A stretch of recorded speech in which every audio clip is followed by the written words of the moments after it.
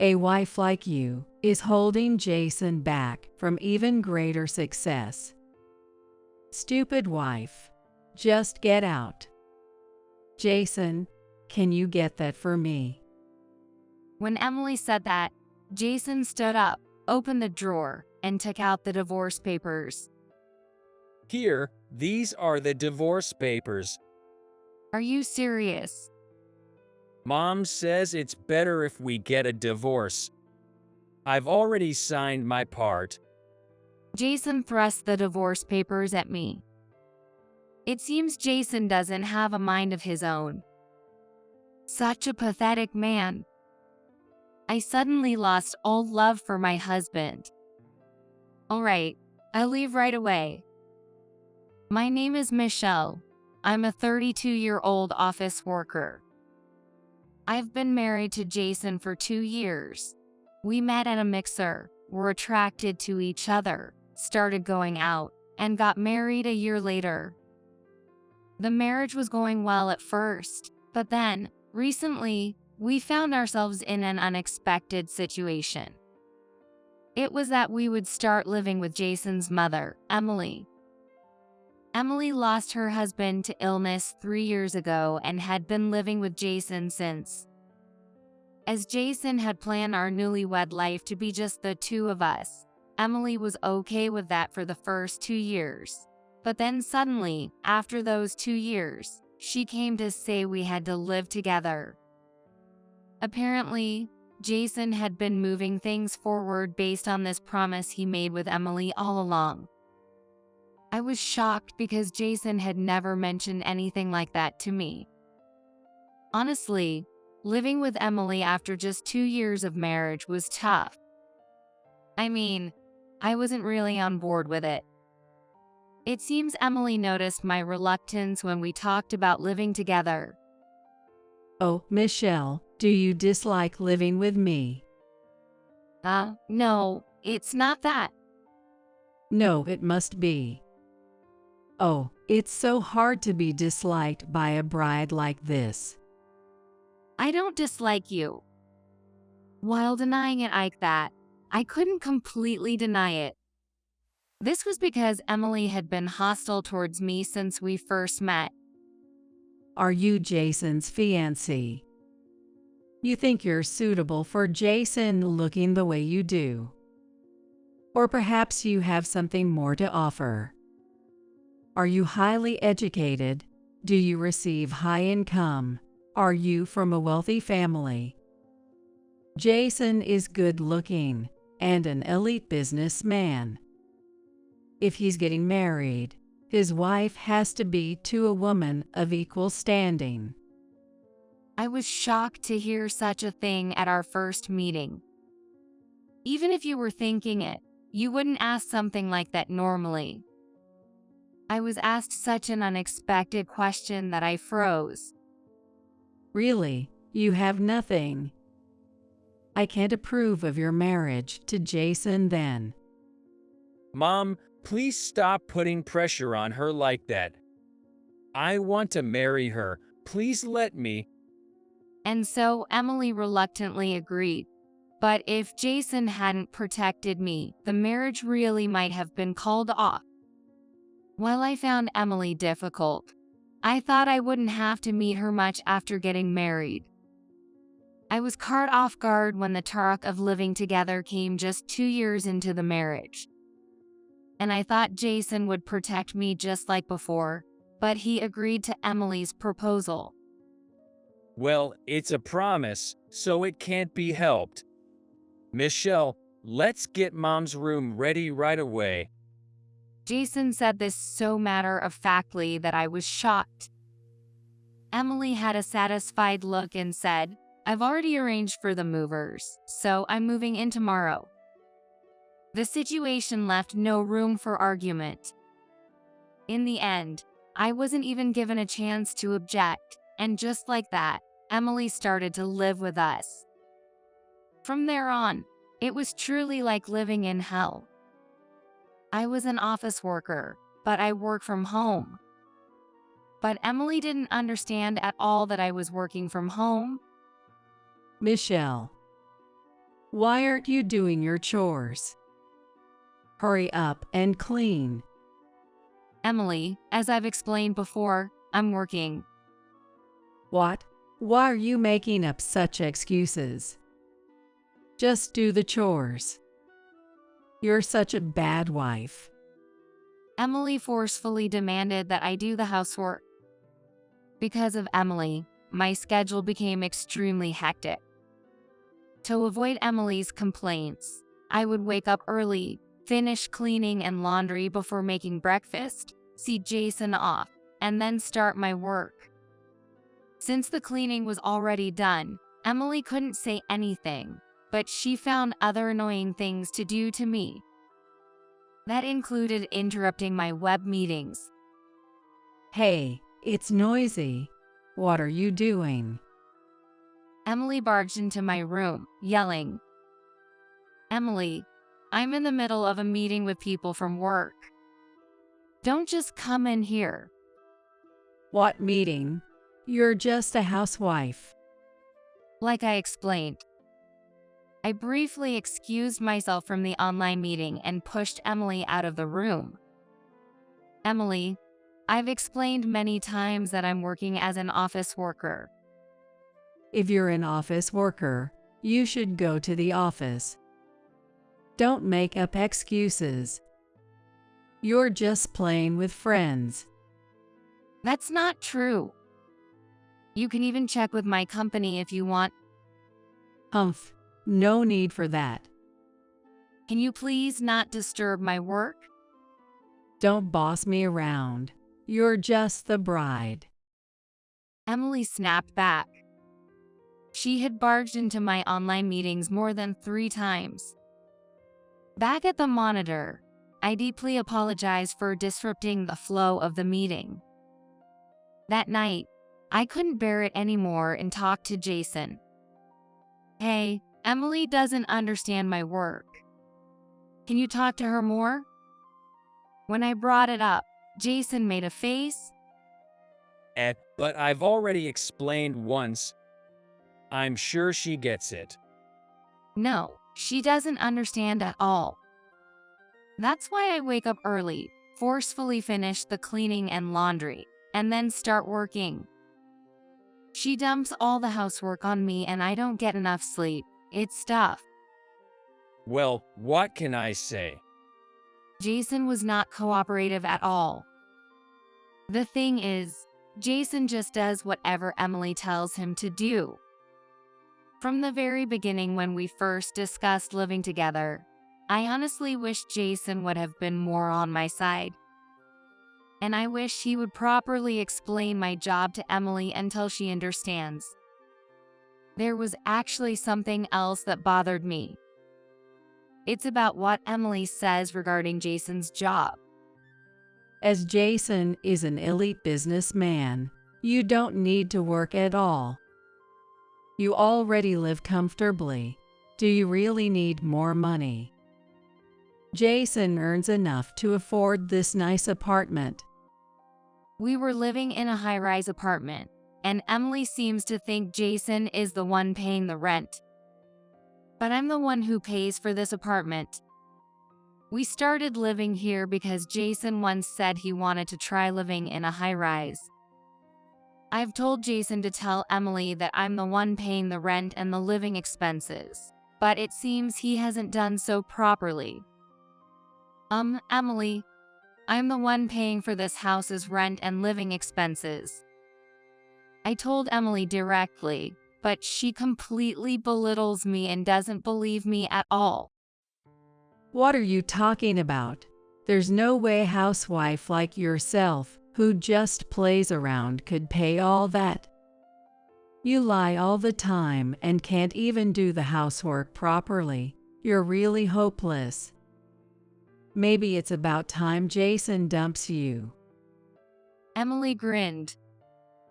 "Jason dumping me, that's... I'd rather think I'd be the one to leave him, but she really underestimates me." I consulted Jason again. "Emily said these things. Can you please explain things to her more properly?" that it's because of my job and earnings that we can afford this lifestyle in this house. Well, I earn money too.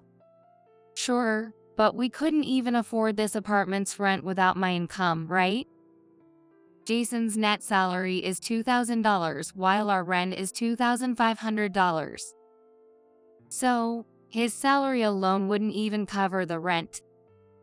As a matter of fact, I hold a managerial position at a major corporation. Therefore, my salary is more than twice his, and I also do investments, which adds up to about $10,000 of income a month. That's why we can live such a comfortable life in this high-rise apartment.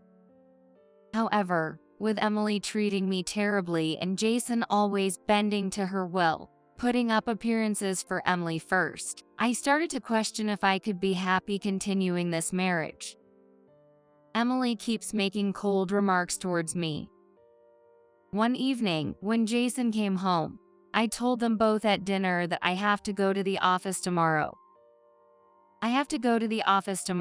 So I won't be home from morning until late afternoon. Stop lying. You're just going to go hang out. No, I'm telling you, it's work. Why do you have so few office days anyway? That just means you're basically a part-timer. Look, there are various ways of working nowadays. There's also something called working from home. Working from home. You make it sound cool, but it's just piecework, isn't it? Really, it's all just how you put it, I guess. I wish you'd just stop playing around and focus on the housework. How can I get Emily to believe me? And when will this troublesome interaction end? I looked at Jason. Jason was aloof, not joining in the conversation. It's really disappointing that he's not supporting me more. And then Emily started bragging about Jason. Jason graduated from a prestigious university and got a job at a famous company. He's a success, you know. You're supposed to support him. That's your role, right? I'm really at my breaking point. That's my line. And then one day, Emily called me over. What do you want to talk about, Emily? Just sit down here. As told, I took a seat at the dining table. Jason was sitting next to Emily. I've said it before, but I've really reached my limit. You need to leave this house. What? What is she even talking about? A wife like you is holding Jason back from even greater success. This stupid bride. Just get out. Jason, can you get that for me? Then, Jason stood up, opened a drawer, and took out the divorce papers. Here, these are the divorce papers. Are you serious? Mom says it's better if we get divorced. You don't have an opinion of your own? Well, I've already signed my part. Jason thrust the divorce papers at me. It seems Jason has no opinion of his own. Such a pathetic man. I immediately lost all love for Jason. Understood. I'll leave right away. I began to fill out the divorce papers. Emily was grinning. This way, we can finally get rid of the trouble. Jason, you should find a new wife. Someone young, beautiful, and wonderful suits an elite like you. Jason is in for a hard time because of Emily. But this decision was his own. No matter how much he listened to Emily, it was Jason who chose to divorce me. I quickly packed my things and left the house. Initially, I stayed in a business hotel and then later I rented a new apartment. Jason called me soon after, but I blocked his number. The divorce papers had already been submitted, and I didn't want anything to do with Jason anymore. Before we got married, I thought he was a kind and good person, but I never expected him to be so unreliable. It's truly a shame that I wasn't able to find out about these things until I married. And I was also dismayed at my lack of judgment. Next time, I need to be more careful in choosing a spouse. I reflected and resolved to be more careful in my future relationships. Well, for now, I'm okay without marriage or romance, and I plan to focus on my work. With Emily not interfering, I can really concentrate on my work now. And like that, I was working hard, and before I knew it, 3 months had passed. Then, a call came from an unknown number. At first, I thought it was a wrong number or some scam, but it kept ringing, so I thought it might be someone from work and answered the call. Hello. When I answered, I heard Jason's voice. Michelle, is that you? Is that you, Jason? Yes, it's me. I'm glad you picked up. What do you want? We're divorced, remember? Don't say things like that. I need your help. Help. What do you mean? I need help with the rent for this house. What are you talking about? I've already left that house. Why should I pay the rent when we're divorced? As I responded, suddenly Emily's voice came through. You were being supported by Jason all this time. But it seems like you were putting in a couple $100 from your side job, so you should continue doing that as a way of paying him back. What? A couple $100? I was confused. As the conversation unfolded, it seemed Jason still hadn't properly explained things to Emily. Apparently, it was believed that Jason was paying the living expenses, and I was just contributing a couple $100 as a form of help. And the comfortable way of life was all thanks to Jason, or so the story went. You owe Jason a debt of gratitude. So you should keep putting a few $100s into the household every month. Emily yelled. I'm tired of arguing back. Can I hang up now? Wait a minute, you thief, you scammer. The scammer is Jason, not me. I've told you before, but I earn more than him. Jason's monthly income is $2,000, and I make at least $10,000. I was the one covering the rent and living expenses for that high-rise apartment. Don't lie.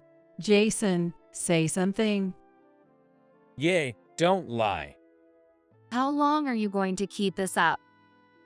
Well, it doesn't concern me anymore. You're probably just contacting me because you can't pay the rent for that room anymore, right? Well, Jason, say something.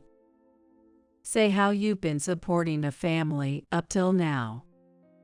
You're calling her to get back what was unfairly spent, right?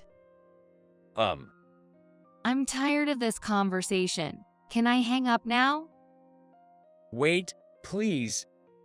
Please, Michelle, support me like before. Let's get back together. Jason, what are you? Mom, apologize to Michelle and ask her. Without Michelle, I can't continue living in this house. Could it really be that she was earning more? Yes, she was earning more than me. I can't get promoted and my salary keeps dropping. That's unbelievable. Then Emily's voice disappeared, probably silenced by shock. Please, Michelle. No, we're strangers now. I have no reason to support you. Move out and live within your means. Be thankful for the comfortable life you had because of me. Goodbye. Wait. I hung up, blocked the incoming number, and then changed my phone number. After that, I started receiving emails from Jason, but I ignored them. Apparently, he couldn't continue living in the high-rise apartment and moved to a cheaper one. Emily hadn't realized how low Jason's earnings were and had been splurging on brand-name goods after I left. Now, they're struggling to make those payments, and Emily has started working part-time. Meanwhile, I am successfully focusing on my work and increasing my savings. Now enjoying my single life, I am thinking about picking up a new hobby.